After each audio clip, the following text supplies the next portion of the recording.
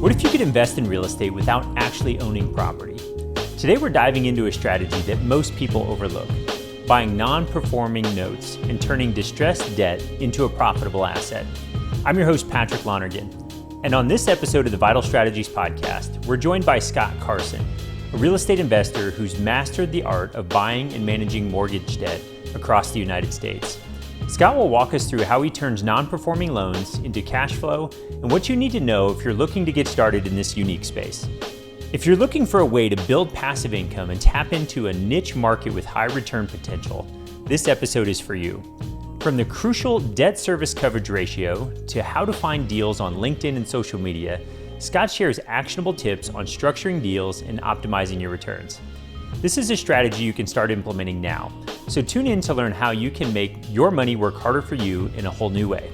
Let's dive in. Mr. Scott Carson, I'm excited that you're joining us here today. You've been a real estate investor for over 20 years. You're currently spending a lot of your time building wealth in the buying notes game, and I'm really looking forward to getting into that. So welcome to the podcast. Patrick, as always, buddy, good to see you in Atlanta and at FinCon, and always glad to be here. And I'm just here to serve you and your audience today. Wonderful. Well, thank you for that.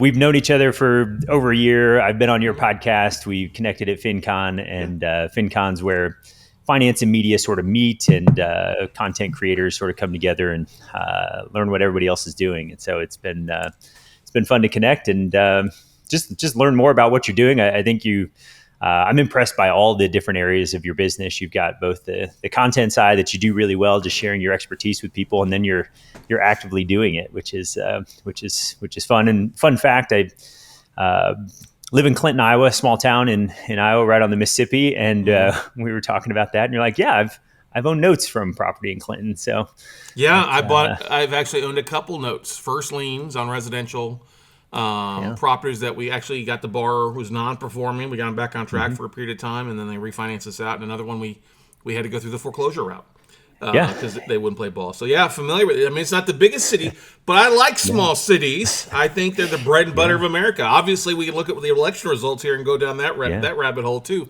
But it's a I'm in Austin, Texas, and Austin is a beautiful city. It's also the number one ranking city for people with the most amount of non-mortgage debt, a lending retreat report came out. So it's an expensive city, but it's a beautiful area. Love it here, but I buy in about 20 to 30 different states across the country at any given time. And like you said, I buy debt, or I'm a note investor, basically is what they call me. But more so, I like to consider myself kind of like a mortgage banker. Instead of us originating notes and creating mortgages, which I've done that in the past, owned a mortgage company for years, is when everything hit the fan in 2008, we got into the side of buying debt, where we just flipped over from origination to, I say, de-origination.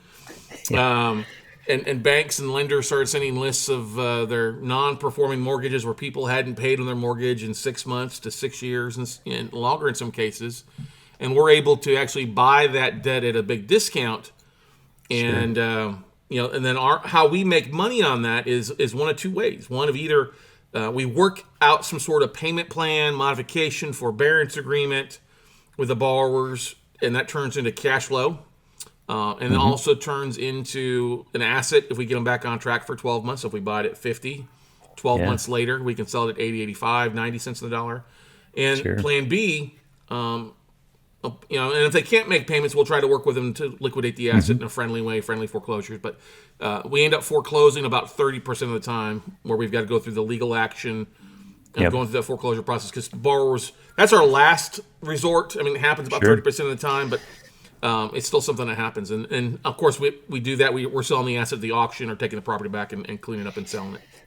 I love it. I've got so many questions about this and sort of the different strategies. This is wonderful. But I'm generally curious, before we get into those, because we lived through the 2008, 9, 10, we'll call it.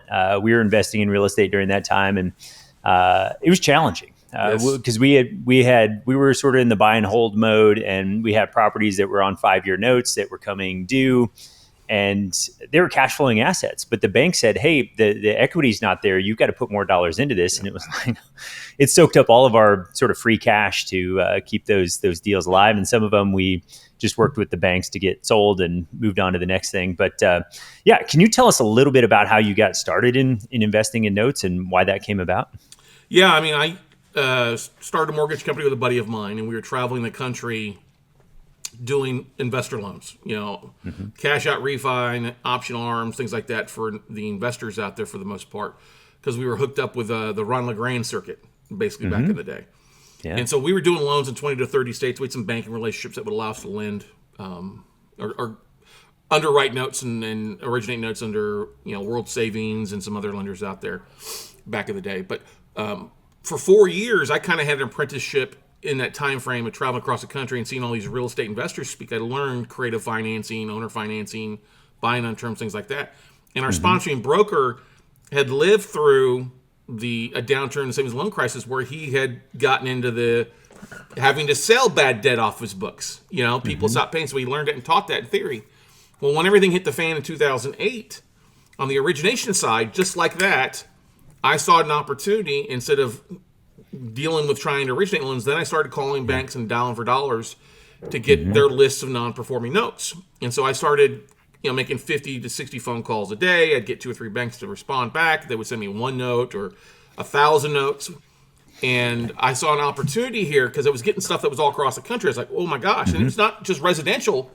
Most of it at first, Patrick, was small balance commercial stuff, like small balance apartment complexes, 100 units, 200 units or less, And so we saw an opportunity there, and that's why that's kind of helped me develop my marketing side. I had to start marketing with videos and using my little flip cam to record my little breakdowns and sharing them on YouTube and socials to start sharing what a note is so that people understood it differently than, hey, buying the real estate. And so that led to us raising some capital. We're buying, apartment notes from Capital One, Banco Popular, Wells Fargo multifamily, just to name a few, U.S. Bank. Buying these notes at such a big discount that it gave us the flexibility to either flip them to somebody or to, take them back, regentrify them a little bit, and then sell them off as reperforming with better fixed term rates or financing in place. But you see that happening right now. A lot of apartment investors are struggling. History repeats itself. Because they were in 3 to 5 year loans. They didn't expect interest rates to double, triple on them. Right. And now many people are getting those cash calls from the bank to bring in and write down their notes or to get their DSCR levels down below where they need to be. Or the banks are foreclosing because it's no longer written at 65, 70 cents a dollar. It's at 80, 90 because of cap rates being down where they're at. Yeah. And you just use an acronym there that I think every banker that goes to banking school is learns and understands. Is that debt service coverage ratio, DSCR. It's shocking how no matter where you go, if you bring a deal to a bank and the debt service coverage ratio isn't 1.2 or better, they're not looking at it. You're automatically disqualified. And that's more important than your credit score. It's more important, than history in a lot of cases of your experience. I mean, experience is just right up there, but you're 100% right. If it doesn't have that magical 125%, that's the first kind of the smell test, I guess you could say. Yeah. I love it. Thank you for that context. I think that is really good. So you talked about 2 different options, right? And the first one is, let's get the loan performing again. Let's work with the borrower and make sure that, whatever is going on in their lives, if we can sort of restructure this note, add the payments onto the back end and sort of get this going. I've done a little bit of math. I went to a note seminar once and had my financial calculator and was able to do some of the math on the rates of return when you start getting a note to perform, especially when you bought it at a discount. And they are off the charts. It's almost unbelievable how well you can invest your money in when you get a note to perform well. So can you just talk us a little bit through like the different thought process on how you go about doing that to get a note sort of cash flowing again? Yeah, I mean, it's a different model. If you're doing residential versus commercial, it's a little bit different. Residential, I tell everybody start off there because it's pretty simple to figure out what a mortgage rate is. And I'll give you an example. If we know we're going to buy, say the interest rate on a mortgage is say that 6%, They owe 100 grand. If they're behind by 6 months, they may owe 105 to 110, somewhere in there, whatever. Well, if we know we're going to buy that at 50 grand, 50% of the as-is value of the property, and 50% of the balance of the note, I know if I can get that borrower back on track, just start making payments on time, it's basically a 12% cash and cash return. Yep. Right? Right. If I get them to bring 2 months to the table or 3 months of the back payments to the table or a chunk of it, now I'm looking at a 15, 18, 20% cash and cash return. And I'm in such a great spot where the only 50% of investment to the balance or value, whichever's less, that if they don't play ball with me, then I have the right to foreclose because I'm literally becoming the lender. So I have all the rights to foreclose, offer a short sale, deed in lieu. I hold basically the purse strings by controlling that. And so that's the simplest form. Is okay, what's the monthly payment going to be times 12, divide that by what my purchase and acquisition costs are going to be. That's a pretty simple thing. I mean, people can get all excited about their financial calculators, but realistically, we're not holding mortgages 30 years. And that's one of the big things that people look, I don't want to be tied up for 30 years. Well, okay, you're probably not going to be that way. Right. And then the thing to think about is if I'm buying it at 50 and I get it back on track for 12 months, now it's a reperforming asset. I could resell that note to Wall Street, to lenders, banks at 80, 85 cents on the dollar. And now I got some 3 to 4 months on the front end, a year of payments, cash flow, and this big lump sum of 30% or 25, 30% on the back end, that it becomes a phenomenal return. So if let's use the same numbers that we just took. So we bought it at 50, 6%. So they're probably paying $6,000 a year. And we'll just say, so it's $3,000 in 6 months behind. So they owe 103.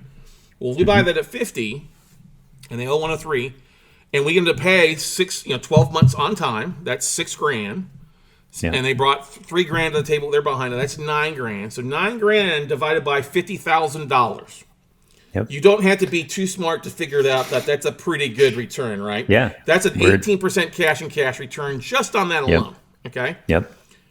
Now, if I now add, so I got the $9,000 in $3,000 on the front end, 6 months. And now I turn around and sell this I bought it at 50. I sell it at 85 cents on the dollar. So I got another 35,000. So 35 plus $9,000 of cash flow. Divide that by $50,000 investment. That's a 59% cash and cash return. Yeah, it's stupid. Yeah, it is stupid. And the beautiful thing about this is that rate of return is really good. The thing I love about that is it's relatively passive. And what I mean by that is I'm not having to go paint and remodel and do all that stuff. I'm just, working with the seller over the phone, email, that type of thing. That's the beautiful thing is that you're not dealing with toilets, tanks, and trash cans. Now, you don't own the property. That's one of the big mistakes a lot of people that come in from the real estate space. Oh, I own the property now. I bought the note. No, you don't own it. You're the lender, okay? Yep. If there's this equity above, let's say that house is worth 150, well, you're not getting entitled to the full value. You're only owed the legal balance, the payoff of 103, 104.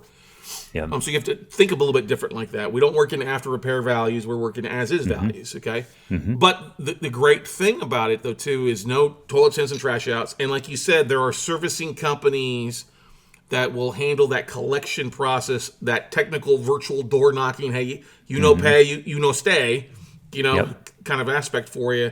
On a residential note, it may be if it's non-performing, $90 a month. If it's if you get reperforming or it's a performing note you buy, it may be 25, 30 cents a month, and that's a small price to pay to have somebody following up, sending out statements, making sure their statements are Dodd-Frank compliant, and then being your go-between, your filter, so you're not the one listening to the sob stories on the phone. Yeah. Okay, I love that. So then the next thing that I also think is beautiful is I think one of the first rules of banking is collateral, right?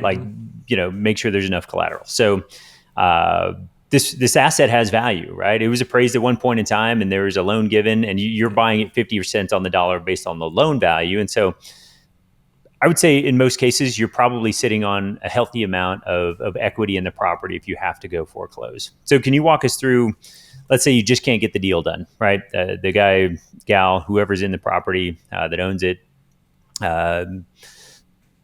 life's just dealing them a bad hand and they can't make the payments. Can you talk us through what happens next on the foreclosure side? And Yeah, how you yeah. maximize If they don't have a payment plan, they can't afford it. They've gotten divorced, whatever. If it's financially unfeasible, there are things that we do before foreclosures. Like we'll say, all right, do you have somebody who can take over payments? We'll allow you to, kind of assume it. Let somebody take it over subject to financing. Yeah. Can we do a short sale? Can we sell it and we take a loss off the legal balance, but we're not taking a loss as far as, so if like they owed 105 and the house maybe is only worth 95, well, let's sell it at 90.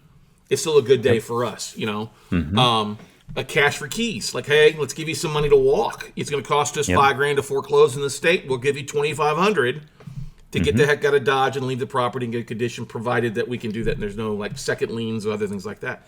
If there are liens on the property, a second mortgage or something like that, or the borrower just hides his head in the sand or wants to play hardball, we foreclose. And every state's a little bit different on that foreclosure time frame. Here in Texas, Lone Star State, we are the fastest. We got fast highways, fast foreclosures, and fast executions. You know what I mean? Not that we're dying to foreclose, but we can do it in basically 21 days. Yesterday, the first Tuesday of the month, there was basically 3,800 residential properties that went to the foreclosure auction, and then roughly about 570 commercial properties that went to the foreclosure auction. We can do it faster and then evict fast. In some states like Florida, God's waiting room, it's a little bit longer process, about a year. We'll buy there. We've bought a lot in Florida because we get usually a bigger discount. New York is 3 years to foreclose. I don't buy there. It's not lender friendly. New Jersey can take you 2 years if it's occupied. It's not really lender friendly. We avoid like Oregon and Washington, same things. They're not lender friendly and take a little while to foreclose. And then communist California, I just don't buy there because it's overly priced. It's a dragged out process. And for what I can buy one asset in LA, I can buy a block in St. Louis, if that makes sense. Sure. Absolutely. Yeah. And that was going to be a question I was going to ask you about, the different jurisdictions, the different states are going to have different, laws on foreclosing. Cause, when we lived in the Twin Cities, we were involved in some foreclosures, like trying to buy them. And there was this like 6-month redemption period. So you can foreclose. It's a 1 year redemption in Minnesota, actually. And okay. So Minneapolis or Minnesota has a 1 year redemption period on an owner occupant. And for those that don't know what that is, it means if we foreclose, we can take control of the asset, but we can't literally sell the property. The state has given the borrowers a year to come back and pay us off what we're owed and an interest rate on top of what we invested. Now, could I turn around and do a month-to-month rent? Could I do an Airbnb? Yeah, I could. But the bank or the state law is not going to give you credit for any real repairs that you make to the property. And so that's one issue there. Now, same thing, Alabama has a 1 year redemption period, so it's the same thing if you're going to buy there, you got to expect that. Can you go to the borrowers and give them money to release the redemption rights? Yeah, but you're still going to have to wait a year to try to sell it just so that title is clear on it. Like I said, now you can buy a contract for deed is a little bit different mortgage product that you can do, but investment properties is at least going to be 6 months as well too there for you. But that's the beautiful thing. If you understand the note business, Patrick, there are opportunities everywhere across the country. Maybe I'm not buying in Minneapolis, St. Paul, but maybe I'm buying in Rochester or Stewartville there outside of the Twin Cities because they're a little bit more friendlier than some of these rent-controlled properties in Minneapolis and St. Paul like it is. You know what I mean? Yeah. Yeah. And I think there's also, you bring up a good point too. There's also an opportunity when everybody else is running away going, oh, I can't buy notes there. That now the price comes down and I might be able to buy it for even cheaper. And I understand the things I need to navigate to, execute on my deal, but I could get a fantastic deal because everybody else is like running away from those opportunities. So and that's the thing. That's how we make our money. We take on problem children. That's the way, problem borrowers. And that's the number one question I get from people too. It's like, well, if you're going to foreclose, why wouldn't the bank just go ahead and foreclose themselves? Because they understand the time value of money. If they can get 50 cents on the dollar of what they're owed right now, for them to go out and leverage it, they may have a deficiency in deposits and all this other stuff. They would rather get 50 cents on the dollar now instead of it taking a year or 2 years to try to work it out with a homeowner when they could lend that out. And, banks leverage your money 50 to 1 a lot of times. to do absolutely. that. Now, in states like New York, New Jersey, you can get a bigger discount because they are difficult, but you've got to be prepared for those difficulties along the way. Right. Yeah. And I've got some friends that own banks, and there's also FDIC, the regulators coming to look, and those non-performing assets sitting on their books are just not, they don't like those. And so they want to move those along as quickly as possible so they can get back to good graces with, FDIC and make sure they're, compliant there. Yeah. So every bank's got to have a reserve amount. And for every loan they have in default or non-performing, they've got to have a big chunk of reserves. Well, if they have money sitting on the sides that they can't lend out, that causes their profitability to go down dramatically. And we've seen that with some bank failings in the past. We've seen that actually kind of right now. They call it unrealized losses. And this goes back to banks had all this cash sitting a few years back, so they invested it in like bonds at like 2%. Well, now that rates are up, those bonds are really performing at a negative return, So they're losing money, hemorrhaging money that they can't lend out. They're not making any money on that. It's costing money. It's the same thing on a loan. A $100,000 loan, on average, we figured out some numbers from talking with some of the Mortgage Bankers Association and FDIC. A $100,000 loan costs that bank about $1 million in profitability. To think about it, like 10 to 1. Yeah. Think about that. It's crazy. It is crazy. Jeez. Incredible. So I guess the next question in my mind is somebody's like, okay, this sounds really interesting. I want to go buy notes. And you mentioned earlier, just dialing for dollars. So I'm just looking at all the things that I feel like I need to learn. I need to learn the laws in the jurisdiction. I need to figure out who to call, what to say. So can you talk through a little bit? We've talked the jurisdiction side, but how do I go about finding some of these deals? Yeah, so we didn't cover licensing a little bit. Let me bring that back to that too. Some states require you to have a mortgage broker's license, especially in the residential. Commercial, no license is required except basically be a licensed debt collector. And that, if you hang, especially on residential notes, if you have a licensed servicer, it's licensed in that state to collect, you're fine. All right. Some states will want you to pay an extra fee with a state like Illinois wants you to pay $750 to be a licensed debt collector. Georgia is kind of picky. They want you to be a licensed mortgage broker to buy notes or use your self-directed IRA, and that's the get out of jail. But that's the thing. There's most of the states, 30 of the states out there, if you just have a licensed servicer, you're covered most of the time. The thing that where we get our deals from, and this is always the number one thing, is you're not going to go down to your local bank and knock on the door, Bank of Clinton, Iowa. Hey, I want to buy your notes. Right. They're like, no. Unless it's a small one-off branch, you might have a little success, but they're going to be too strict on their underwriting. They can't sell it at a big discount because they're so small.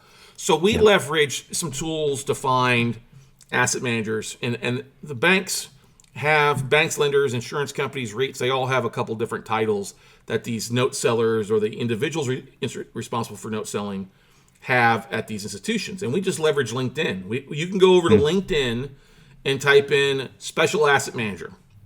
Yep. And that will pull up a list of people that have those job titles. Now, it might be special assets or asset managers. You have to filter through, but special asset managers, secondary marketing manager. Another big one is whole loan trading department, chief credit risk officer. When you start getting down to some of the smaller regional banks, those are the four job titles that we look at on LinkedIn, and that's what we've done for years is drip market to those on LinkedIn. Hey, what do you have on your books that you're looking to get rid of this quarter? We're buying for our own portfolio. That's one of the most important things you can say. They don't want to deal with wholesalers or joker brokers. Yeah. You always say, hey, you're buying for your own portfolios. Those are like magical words to an asset manager, okay? And it's just a matter of follow-up. I'll give you an example. When I got started years ago, we were buying stuff from Capital One, or Capital One's commercial branch was Greenpoint Mortgage. Well, that company went out of business, but we bought a couple $1 million in notes from Capital One. Well, the asset manager moved on. Her name was Amy. Yep. And a couple people changed jobs. They weren't selling a lot of stuff. Well, I'm tracking now the new asset manager at Capital One, and I get a hold of the guy named Todd on LinkedIn. I followed up with him, left voice messages, found his email address, and he's like, "Oh, we have a list." I'm like, "Well, I used to be on that list of buyers." He's like, "Oh, okay. Well, he asked me some questions. What we're buying? I'm out. We're buying." I'm like, "Listen, we can raise 25, 30 million relatively easy. We've bought a lot of stuff individually, but I dropped it. We used to buy from Amy back in the day." He's like, "Oh, never mind. We'll send you the NDA to fill out." And then it comes back. Then they're sending over what's called a tape, which is basically an Excel spreadsheet that they'll send it out that has all their assets on it that you can then cherry pick and go from there. So it's just following up with drip marketing like anything else. Yeah. We will also leverage like big mortgage banking, the MBA Mortgage Bankers Association, regional meetings, their big servicing conferences, and look for people that have job titles, special asset managers or secondary marketing, and it's just going up to those people and saying, hey, what do you have that you're looking to get rid of? Every bank has something bad. Right. Doesn't mean necessarily going to sell. You're not going to buy from Bank of America, Chase, Citi, or Wells Fargo. But there's plenty of other lenders out there that have stuff they're looking to get rid of. I love that. So one thing you said that really gets my attention is the dollar figure you threw out, $25, $30 million. So can you talk us through, like, I know you've done thousands of deals, right? I know you've got a mastermind group of people that are like, Scott, help us figure out how to do all this. So how are you putting together $25 or $30 million to go buy notes? Or is that just part of the sort of script and then you get the list and you just cherry pick the deals you want? Yeah. Can you talk us through that? Yes, I'll give you a great. So here's one of the most magical things that most people don't realize. If we're talking commercial, banks will finance your commercial note purchases a lot of times. They don't necessarily want to lose the loan. I mean, they want the bad loan, but they don't want to lose that relationship. They want to kind of keep it. So a lot of times, if you speak the language, a lot of times banks may be willing to carry the purchase of that note at 80% of whatever the sales price comes to. So then you only got to come with 10 to 20% down. Sometimes none. It just depends on the situation with the bank. If they don't want to handle the management side or how big a problem child, that's a pretty simple thing to do that. Then you're raising capital for repairs or legal aspect of that stuff. Yeah. That's a nice feature there as well. Now on the residential side, you're almost always going to need cash. Whether you're buying a one-off note for 50 or a couple $1 million in notes, that's the big thing. People think you need to have $3 to $5 million to buy in bulk these days. That's not the case. On residential, you can often cherry pick lists all day long, for what you want. They just want you to pass a smell test. Yeah. They don't want somebody to come and say, I got $20 million a week to buy everything. That sounds like a joker broker. You know what I mean? I've had plenty of people say, but listen, we've closed plenty of deals. Here's who we've closed some from, or here's the type of deals we're looking for. And we've got some money. It's better, they would much rather you say, hey, I only got $1 million versus come out and saying, I got $250 million. What are they going to believe? They can, there's certain things that are going to shoot you in the foot right on the conversation. You know what I mean? Right. Yeah, absolutely. And if you got $250 million, you may be working through other channels.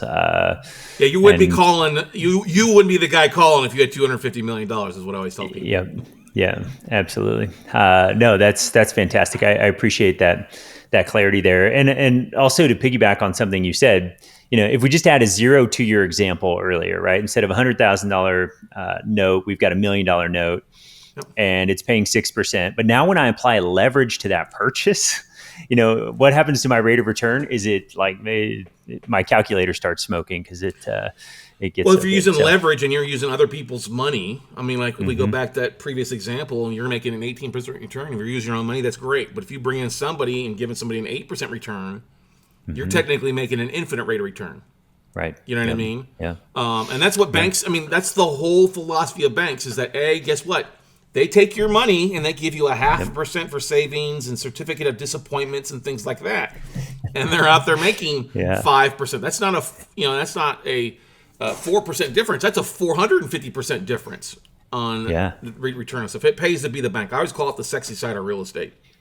Absolutely. Fancy term arbitrage, right? Like if I can borrow money at X% and turn around and, earn 3-4x of what I'm borrowing it at, it's like that's it's a no-brainer. That's where tremendous wealth is made. Yeah. Yeah. And here's the thing is people always ask, well, how do we raise our capital? We work with a lot of private investors. And that's part of the podcast. That's part of our online social aspect of it. We've got the number one podcast, number one YouTube channel in the industry. So people start looking at.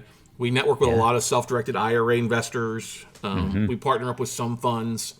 We've gotten actually some big funds that have reached out recently who are looking for a deal and they can't find it, but they see us talking about what we're sharing. And so they're like, hey, we'll fund the deal or partner with you on it. We don't see anybody else out sharing this kind of stuff. So it makes us, stand out from the crowd. And that's what I always say is like, people think about great big deals, and that's great. The biggest deal I bought was 308 single notes at one given time. Wow. And another 60 2 weeks later at the same time. That's a lot of work in servicing those things, getting those things boarded. It was a 6-month process. You don't need to do that. There's plenty of times. Like, I'll give you a great example. I just on a call with my buddy Phil, who's a guy out of Canada. He's a Canadian investor up there. He invests here in the United States. He had about $400,000 of his own money here in the States. Well, we put $200,000 of it working. He bought 12 notes, and it's like his first 60 days. Now, they're not huge. He's not going to retire on those things, but it's still kicking off about a 22% cash and cash return to him after servicing costs. He's in at 60 cents of the balance owed, and then at 50 cents on the dollar of as is value. And so he's pretty happy in a pretty safe, secure spot. That if the borrowers don't pay, they don't stay, and he ends up realizing a bigger profit margin. Yeah, I love that, and I think the thing Einstein once said, the eighth wonder of the world is compound interest, and I wish I could remember his quote exactly, but it was like something about the fact that those that understand that go earn it, and those that don't understand it pay it. And the fact that you're compounding at 22%, it's like our money is doubling every 4 years, or less. It's pretty tremendous if we're getting the compound there. So that's amazing. That's a great quote. Einstein is, you said it correctly. Compound interest is the eighth wonder of the world. He who understands it earns it. He who doesn't pays it, as you said. Yeah. But they don't know if he actually said it. Misquoted. Maybe we should just attribute it to Scott Carson. We'll be like, hey, Scott Carson's quote. I'm not that smart. I'll tell you that right now. I'm not that smart. But that's the thing is we focused on this one niche. This is all we focused on since really 2008 for the most part. And don't get me wrong, we'll take property back and we have some fix and flips. We've done that. We've gotten some stuff that we sell off. I don't want rentals. I don't want to be a landlord. That's another job. I am looking at we got a portfolio of multifamily notes in.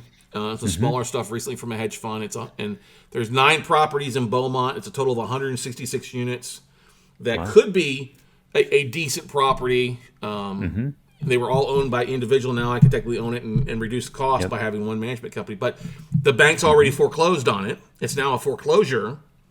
And the seller's like, I need to get off my books. What kind of, he's going to give me, if I decide to pull the trigger on it, below market financing on this for a period of time. So it could be a good way to leverage some of that stuff. And I'm trying to negotiate him to finance the whole purchase. That's great. So it's a little bit out of good for you. Yeah. And so one question I have is, how much diligence do you do ahead of time? When I hear you say I bought 300 notes, right? Like it's hard to get your hands around what those 300 assets all, if you're trying to get a market value of all those properties and understand the situation, like that sounds like a lot of work on the front end. Before we even pull the trigger. And how do you make that a process efficient? So on something like that, there are third-party companies that will do, like they will go out and do drive-bys. They'll pull title. So I paid $45,000 to a company to do my valuation, to drive by the property, take photos, to evaluate the collateral files. This is technically what we're buying right here. It gives me the power to foreclose. And so that was a 90-day process for a bigger portfolio like that. Now, if I'm buying a one-off note, I'm not going to take 90 days. It might be a week in a residential to 2 weeks on that commercial. It depends on how fast people get you the stuff, because you're going to not only do a property valuation, and we know it's different commercial versus residential. Residential is pretty freaking easy. Just do an external BPO, a broker price opinion, and pull comps. Look at the value of the property, and have somebody put eyes and ears on it, making sure it's still there, not washed away or anything if it's in western North Carolina or just stilts on the beach in Fort Myers after a hurricane. You're going to look at the title report to see what kind of liens are on the property, make sure the taxes are paid, make sure the taxes haven't wiped out the lien, making sure that you're in the first lien position, that every time that the note has been sold, that there's an assignment and chain of title of ownership of that note there. You're going to actually evaluate the borrower too. What's going on with them. If they're, if it's a residential note, pretty easy to find. We call it social sleuthing. You know what I mean? Check out social media. We've had people, right? Facebook, LinkedIn. I mean, we've found all sorts of things. Like one time we had a borrower in Orlando. We were buying a note. And she's like, well, do I pay? No, she was in Jacksonville, Florida. She's like, do I pay my mortgage this month or do I take my kids to Disney? And she literally said this on Facebook. Yeah. So we printed the screen. So when we bought the note, and she's like, oh, I don't have the money. I said, well, how was Disney? She's like, what do you mean? I said, you just said on Facebook you took your kid to Disney. And she was like, got all quiet. I was like, you're not, this is that come to Jesus meeting. You really shouldn't be in the house if that's the kind of decisions you're making, Right. At that point, I was like, Obama's not going to save you back then. You know what I mean? You've got to do something. We need to talk about liquidation of the asset at that point. And we all find out we had a professor in Columbia, North Carolina. We found out that he'd broken his leg and been out of work for a while. I was like, okay, we can work with that person. We were looking at a note in California and doing some research and found out that the borrower's son committed suicide. And that at the time, and that's what caused him to be non-performing. I was like, ooh, we maybe don't want to get into that. I don't want to have to foreclose on somebody like that. Right. So you pull these things together. There are third-party vendors that will go out and drive by the property. They'll pull numbers for you. They'll tie into the title companies or to pull title stuff. So that's pretty easily done. Like I just ordered 3 BPOs on 3 different properties. It's going to cost about an external broker price opinion is about $85-$90 a piece. Title report. I'm not pulling a full title report back to the origination. I'm usually doing a 2-owner report because it's been around for a while. And we only buy usually bank notes, so the title's cleaner than like if it was owner financed. That would be like $100. So you're going to spend $200 to $300 in upfront due diligence per asset. Great. And if I'm going to buy in an area, like if I'm buying a bunch in Florida, well, I might then jump on the plane and might drive around to take a look at it. If I'm buying a portfolio, it's worth my time to know the assets a little bit. But usually we delegate somebody else to do it. I mean, in all the thousands of deals, I've probably driven by less than 5% of the actual assets myself. Yep. Cool. That's fantastic. So next thing I want to touch on is we've talked about we're in the niche of buying notes, right? But I think you've already identified a few additional niches inside of there, right? Commercial, residential. Do you have like something that you just salivate over? When I see this type of deal come through, I am excited because we're good at that. We know we can make money in that arena. We like working with that type of owner that's in default. Is there something that comes to mind in that arena? Yeah, it totally does. Oh, it's changed over the years, obviously. One of the biggest mistakes I made early on was I foreclosed on everything my first 2 years. And I should have modified. So here's how my buy box has changed.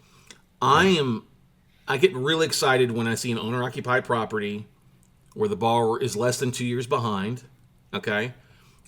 They have a little bit of equity or they have no equity because they become a lot easier to work with. If they have negative equity where they're upside down, they owe more, they are so glad to have somebody give them an opportunity to stay in their house, right, and work with them. If they've got equity, I may pay a little bit more because there's that equity on the deal. And you start getting above like $500,000 value houses, those borrowers are harder to work with. You're not going to cash flow as much. So basically, single family homes from 100 to 400,000, where the borrower has 0 to negative equity, owner occupied, and some pride of ownership when we're doing it. By pride of ownership, they've got the landscaping, they got a flag in the yard, kids' toys, those kind of things in my preferred states, I get excited about. Okay. It doesn't mean we haven't bought the $1 million note before and dealt with a 2-year foreclosure process. We have. One thing that's very interesting right now when we look at residential notes is we go back to COVID. I got a tape in yesterday that had about 85 notes on it, and I'm looking back at these people have been now defaulted for 4 or 5 years. And the thing you got to think about is that there was every chance was given to borrowers that get out of jail to get back on track with COVID. You know what I mean? And so we look at it. If they were paying and they defaulted during COVID, okay, what's going on? But they were non-paying before COVID and continue to non-pay. That person, we're gonna foreclose on them pretty relatively quickly. And we like states that have a 12-month or less foreclosure process. So that's both judicial and non-judicial states. out there. On the multifamily side, man, it is a asset by asset. You have to feel like you're Sherlock Holmes doing your due diligence on each asset, because each asset is so unique on rents, and if they're above market or below market, or what kind of capital improvements have done. Are there any new capital expenditures? That's the big thing. If it's got an HOA with it, that's another thing. If it's if you're buying condos, you got to make sure that like in what's going on in Florida right now, the special assessments are killing people. 6-figure special assessments. That's a no-no. And then of course insurance costs affects things. I mean, I used to be big on buying a lot of stuff in Florida, but not so much more. It just can't get insured, and if you can, it's 3-4 times what it used to be, and that's not a smart thing. Yeah. And it's interesting, insurance in general. I think it started in California and Florida. Texas is seeing it. Colorado with. We were talking to one of our insurance brokers. And they're like, and I'm like, why Colorado? And they're like, well, fires. Fires are wiping things out, and it's like, geez, okay. And it just seems like it's spreading all over the country. It just the costs are going up. I mean, and that's the thing too. One big rule is I don't ever buy a note that I don't want to end up owning the property. It doesn't mean I would live in the property in some cases, but I wouldn't mind owning it. So this gives I always tell people, like, look, Ohio's great, Michigan is great, Indiana, Iowa is great. These are relative. I mean, Ohio's a judicial state. It take you about 9 months to foreclose, but there's still a lot of growth going on there in Ohio. So really that's the Midwest aspect of the country is really where I think the biggest bang for the buck is, and really the most affordability, and where we see that rents compared to cost of living is still a good investment for us to, if we have to rent it. If we take it back, I don't want to, but that's actually makes sense for us, because that's one number that people are looking at. A mortgage is always going to be cheaper most of the time than what market rent is. We see that changing a little bit across the country. We haven't seen that in 15 years, but we started seeing that more so now. And look at, like, listen, if you want to get in a house, it's cheaper for you to stay put versus going out and renting a place. Let's work together. Yep, I love it. So I'm going to expand out a little bit. So we talked about niche. Have you ever considered other types of notes? Like, I come to you and I've got a piece of real estate that I run my business out of. I own it free and clear, and I need some operating capital. And Scott, I want you to loan me $250,000 on my $1 million property so I can keep operating my business. Is that anything you've looked at, thought about? Do people approach you on things like that? Yeah, I get those requests from people sometimes. Hey, can we create a note? I'm like, listen, I'm not in the origination side. I just don't do that. That's not my cup of tea. I've found my niche in the either buying existing notes that are performing, that are attached by real estate. I don't want business notes. I don't want receivables. And don't get me wrong, there's those niches out there. Heck, there's credit card debt. There's medical debt you could buy. Car loan debt's in a tough place right now. There's so many defaults out there. I found my niche, and even most people think about note investing, they think about owner financing. Oh, I'm going to owner finance the property. We'll buy some of those notes, but what I have found is I would rather market to sources that are going to feed me on a regular basis. And this is one thing that isn't really taught.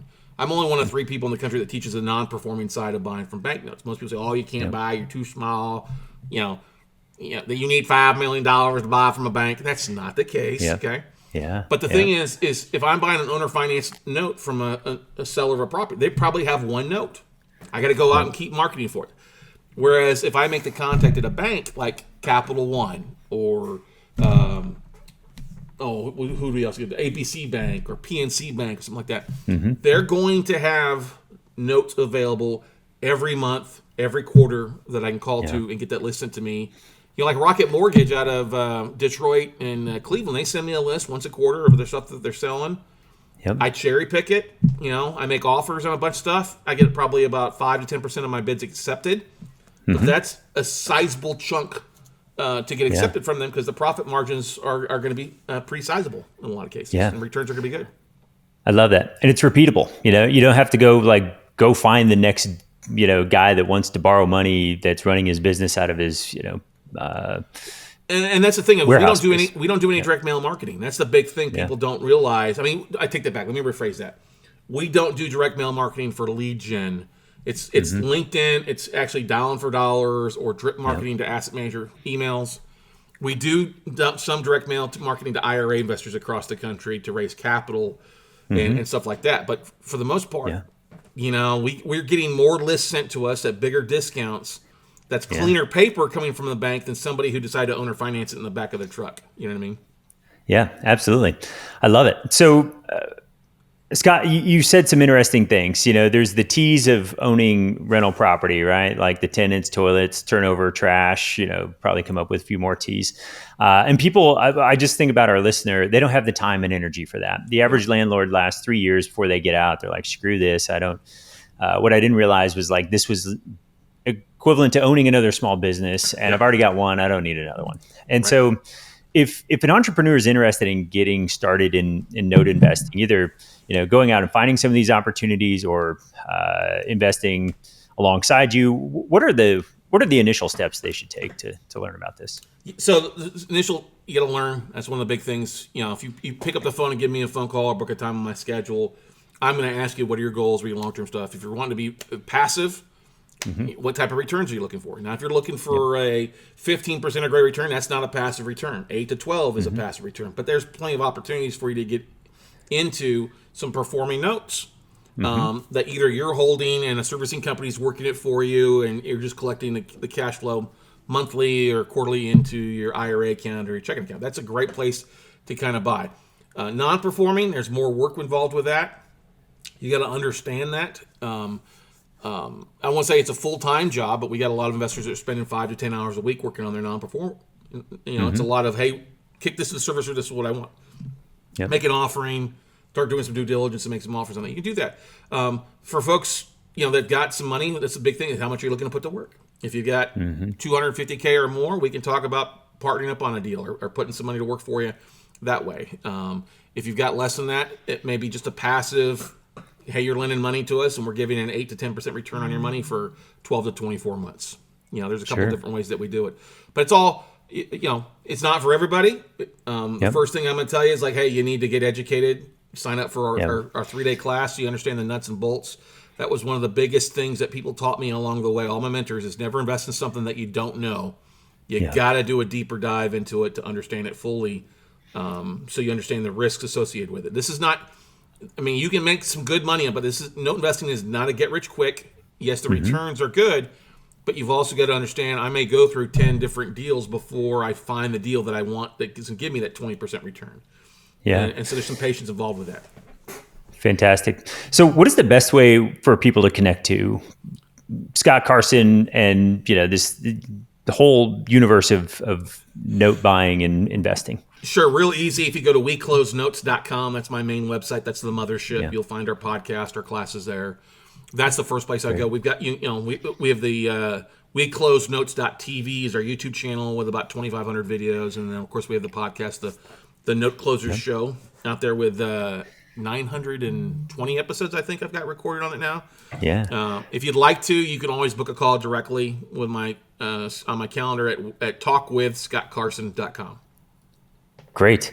I love it. And we'll make sure we have all of that information in the show notes. So if people want to check out those links, they'll be available. We'll also send out an email if you're on our email list with all that information as well. So Scott, this has been wonderful. Are there any last things that we didn't talk about when it comes to investing in notes that we should have mentioned before we wrap up?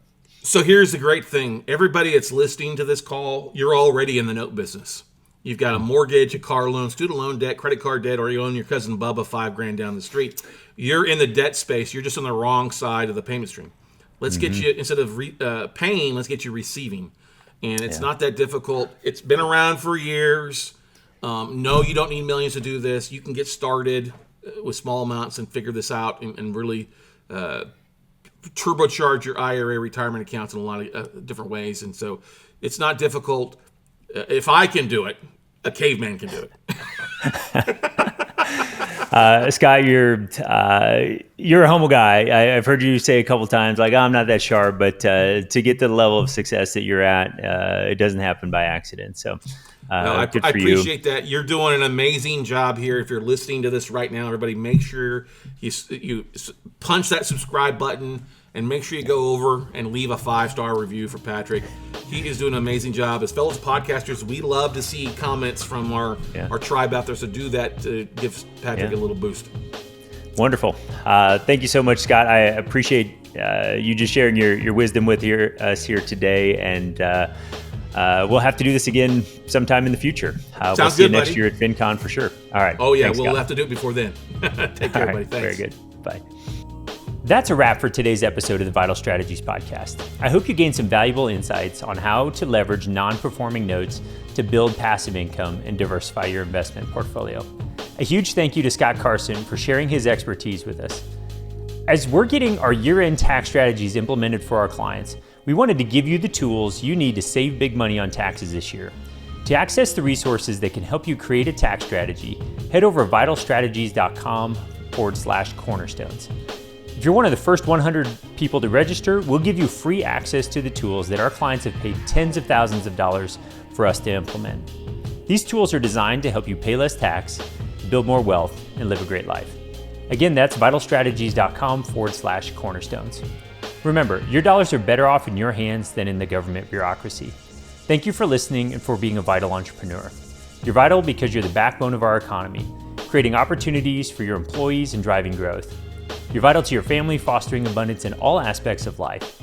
And you're vital to me because you strive to build wealth, make an impact through your business, and live a great life. Until next time, I'm Patrick Lonergan, and thank you for listening to the Vital Strategies podcast.